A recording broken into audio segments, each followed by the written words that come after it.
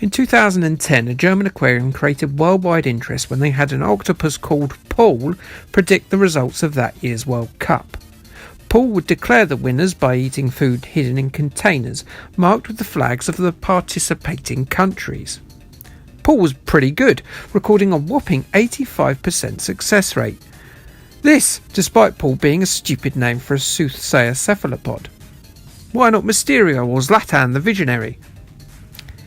Paul is the name of a sales assistant in Travis Perkins, or an octopus who puts his tentacles to use in his position as a human resources assistant. Maybe, just maybe, they picked the wrong octopus. Quizzicaur is hidden at the back of the tank with his 100% success rate, wondering why he didn't foresee this happening, and possibly cursing his lack of ability to head to the nearest William Hill.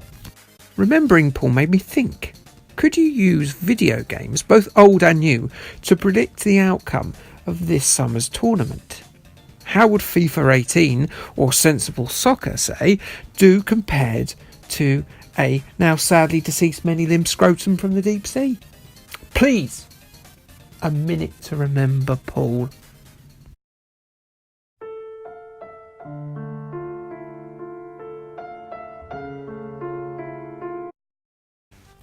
Over the next few weeks, as we build to the upcoming Russian World Cup that honestly wasn't bought from FIFA with a ton of oil money, I will be pitting 3 games against the predictions of football analysts and myself for the tournament and seeing who comes out on top. The 3 games are the legendary Sensible World of Soccer, and from the newer consoles we have the last survivors of the many football franchises of the PS1 era. Of course, we have FIFA 18 and Pro Evolution Soccer 17. Yes, 17. Do you think I made of money? I have a child of my own, enormous, pasty, vast expanse of fat to feed. I will aim to replicate the tournament as closely as possible in each game. With FIFA's free World Cup add-on imminent, this should be pretty straightforward for that game. The players, squads, league groups and knockout rounds should be pretty accurate to the real tournament. Pro Evolution Soccer will require a little bit of editing, I think, given the fact it's a year out of date, so some national selection editing will be needed, and we've got to make sure we obviously get the tournament in place as well.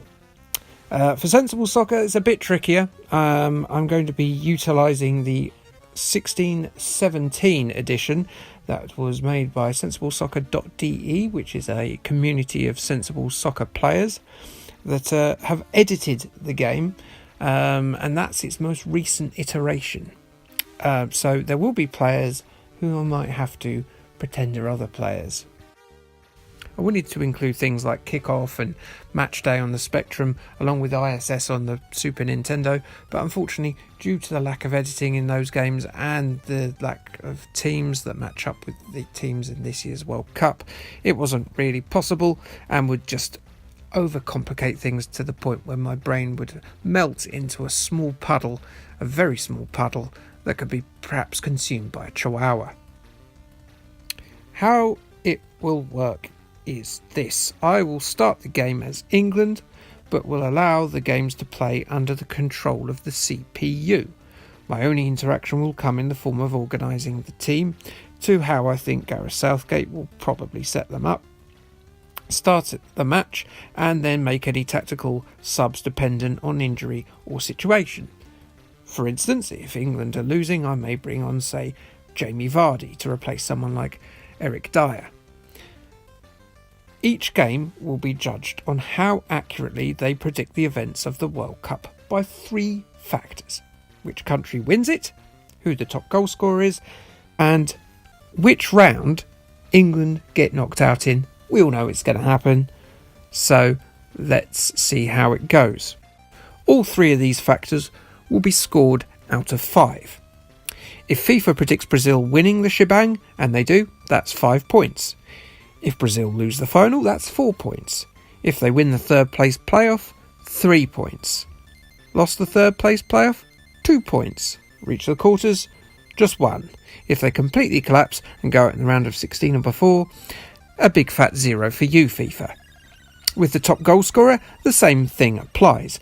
If Antoine Griezmann is predicted by Sensi to win the Golden Boot, and he does, 5 points to Sensi. If he finishes second, that's 4 points, and so on and so forth.